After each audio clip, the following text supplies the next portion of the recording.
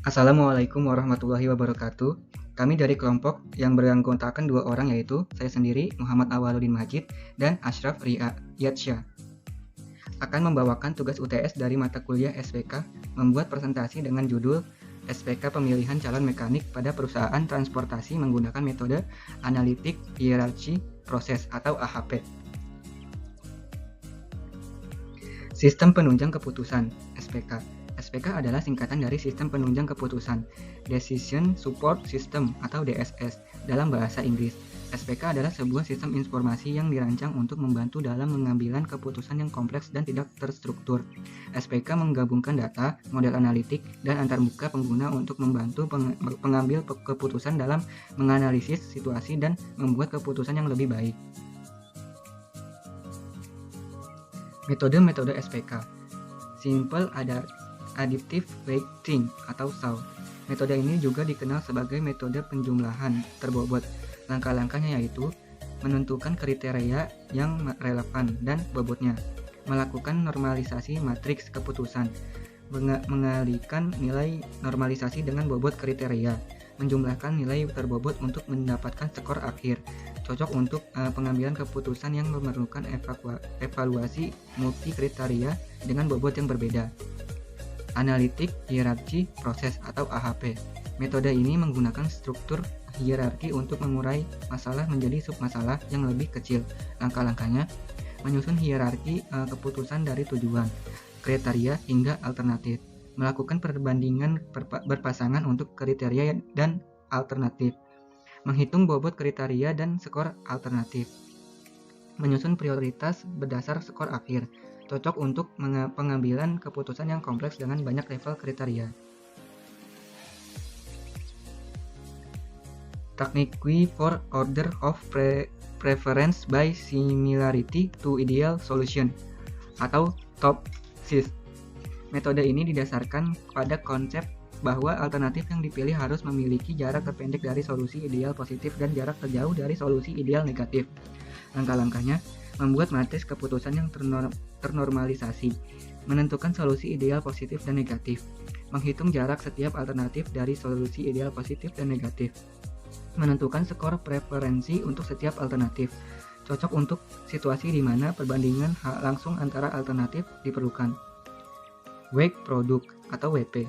Metode ini mengalihkan nilai kriteria yang sudah dinormalisasi dengan bobot yang diberikan, kemudian hasilnya dikalikan untuk mendapatkan nilai akhir. Langkah-langkahnya, menentukan bobot kriteria, normalisasi nilai kriteria, mengalihkan nilai kriteria yang sudah dinormalisasi dengan bobot, mengalihkan hasilnya untuk mendapatkan nilai akhir, cocok untuk masalah pengambilan keputusan yang memerlukan perbandingan multiplikatif antara kriteria. Fuzzy Logic. Metode ini menggunakan logika fuzzy untuk menanggapi ketidakpastian dan informasi yang tidak tepat. Langkah-langkahnya mendefinisikan fungsi keanggotaan untuk setiap kriteria, melakukan fuzzifikasi nilai kriteria, mengaplikasikan aturan fuzzy untuk menentukan output, melakukan defuzzifikasi untuk mendapatkan nilai hasil akhir, cocok untuk masalah yang melibatkan ketidakpastian dan nilai kualitatif. Elimination and Choice Expressing Reality. Metode ini menggunakan konsep dominasi untuk membandingkan alternatif berdasarkan kriteria yang telah ditentukan. Langkah-langkahnya menentukan kriteria dan bobotnya, membuat matriks keputusan dan melakukan normalisasi, menentukan matriks concordance dan discordance, menghitung indeks kekuatan dan kelemahan untuk setiap pasangan alternatif, menyusun ranking berdasarkan hasil analisis dominasi, cocok untuk pengambilan keputusan yang membutuhkan evaluasi komparatif yang mendalam. Yang terakhir, PROMETHE, Preference Ranking Organization Method for Increment Evaluation. Metode ini menggunakan fungsi preferensi untuk membandingkan alternatif berdasarkan kriteria. Langkah-langkahnya, menentukan kriteria dan bobotnya, menghitung nilai preferensi untuk setiap pasangan alternatif, menghitung aliran preferensi positif dan negatif, menyusun ranking berdasarkan nilai net flow, cocok untuk pengambilan keputusan yang memerlukan penilaian preferensi relatif. Contoh kasus, SPK, Sistem Pendukung Keputusan, dengan sebuah aplikasi yang menggunakan metode analitik hierarki proses atau AHP untuk membantu dalam pemilihan calon mekanik di PT Sinar Jaya. Metode AHP digunakan untuk menyeimbangkan kriteria dan memudahkan proses pengambilan keputusan yang lebih rasional dan terstruktur. Aplikasi ini dirancang secara minimalis, namun tetap efektif dengan laporan dan perhitungan yang sesuai dengan keputusan pengguna. Aplikasi ini juga dapat mencetak hasil perhitungan untuk membantu proses pengambilan keputusan dengan bijak. PT Sinar Jaya menghadapi permasalahan dalam seleksi tenaga mekanik, di mana banyak teknisi diterima berdasarkan hubungan kekeluargaan, tanpa mempertimbangkan keterampilan dan pemahaman yang sesuai dengan prosedur operasional standar atau SOP.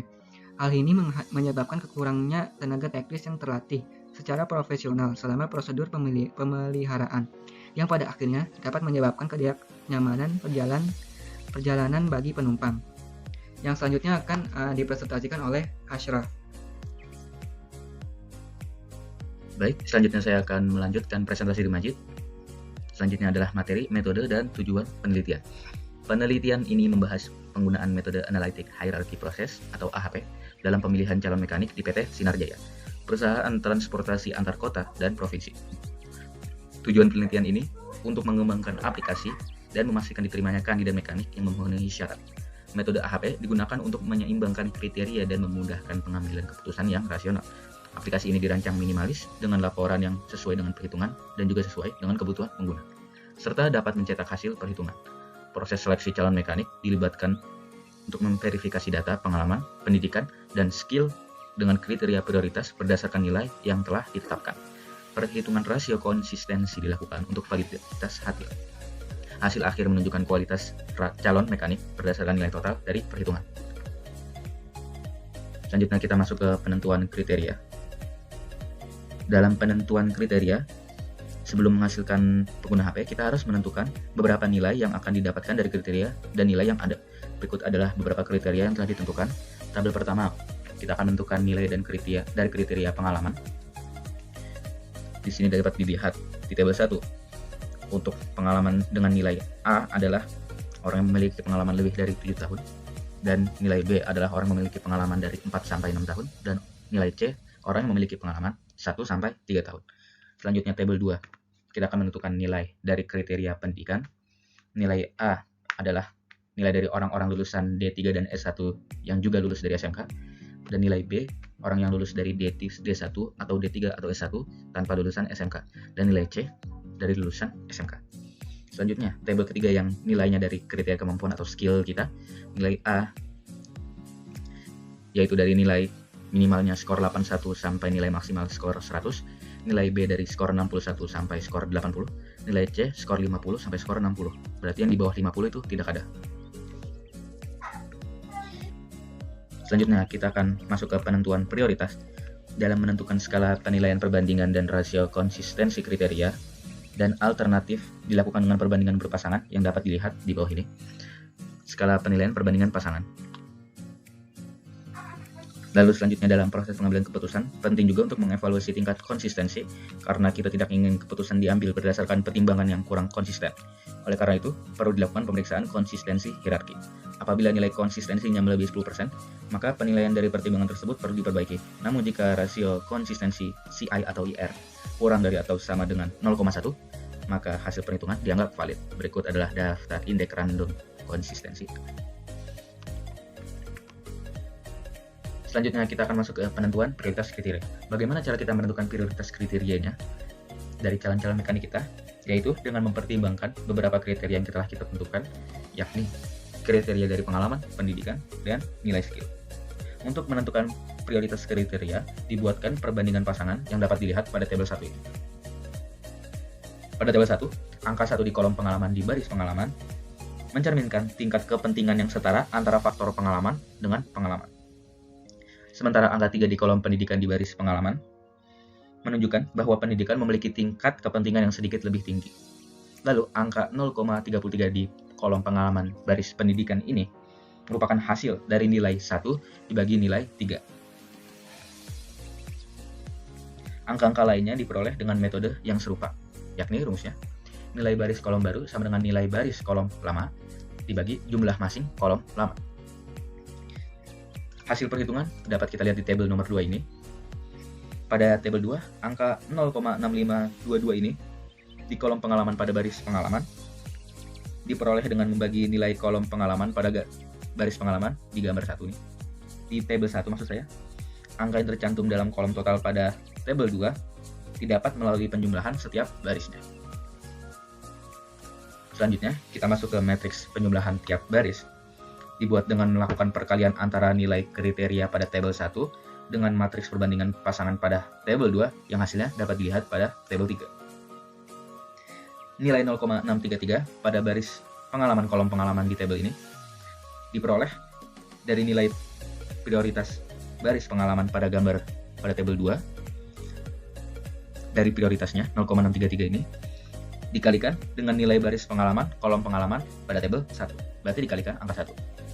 Lalu selanjutnya nilai 0,868 ini pada baris pendidikan kolom pengalaman di tabel 3 diperoleh dari nilai prioritas baris pendidikan pada tabel 2 dikalikan dengan dari kolom pengalaman baris pendidikan yaitu 0,33.